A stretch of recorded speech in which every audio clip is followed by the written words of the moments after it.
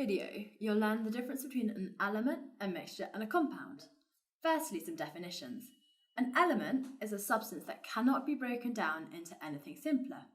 A mixture is a substance consisting of two or more substances mixed together, not in fixed proportions and not chemically bonded.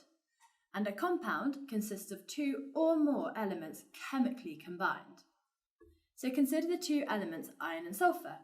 We should perform 4 tests. Firstly, on iron and sulfur separately. Secondly, on a mixture of iron and sulfur. And thirdly, on a heated mixture of iron and sulfur.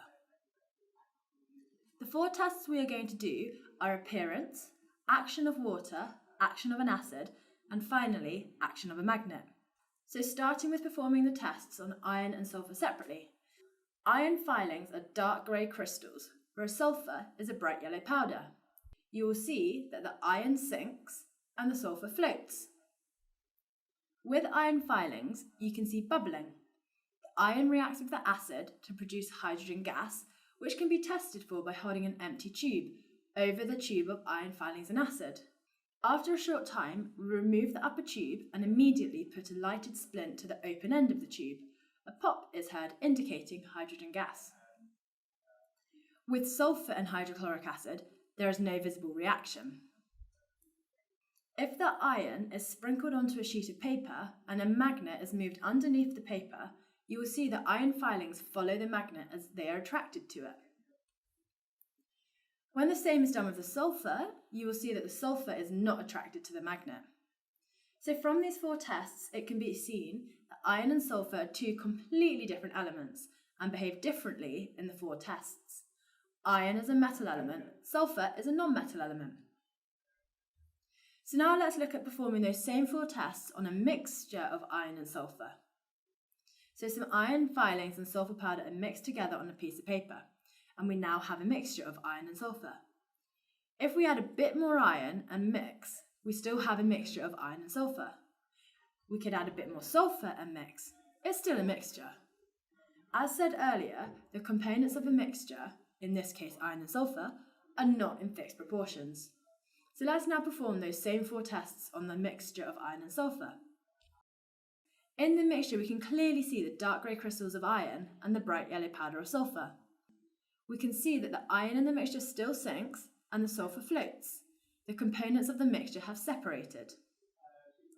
The iron in the mixture reacts to produce hydrogen gas as before. It gives a positive pop test when mixed with air and the mixture ignited. The sulfur in the mixture, however, gives no visible reaction. As the magnet is moved underneath the paper, you will see that iron is attracted, but the sulfur is not. Again, as in the test with water, the iron and sulfur can be separated, illustrating the fact that the components of the mixture can easily be separated by physical means.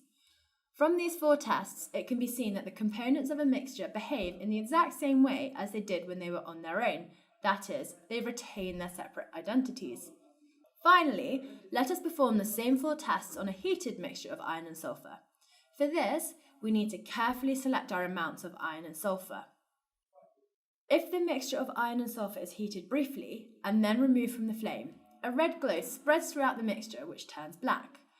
Heating the mixture causes the iron and sulfur to bond chemically to form the compound iron 2 sulfide. This can be shown by the equation. Now let us look at how the compound iron 2 sulfide behaves in the 4 tests. It's a black solid, different appearance to either the iron or the sulfur. It all sinks, there is no separation. The reaction between the iron 2 sulfide and hydrochloric acid should be done in a fume cupboard, as when the hydrochloric acid is added to the iron 2 sulfide, bubbles are seen, but the gas formed is hydrogen sulfide gas, which is toxic. As the magnet is moved underneath the paper, you will see that the iron 2 sulfide is not attracted as it is not magnetic, so we cannot separate the heated mixture.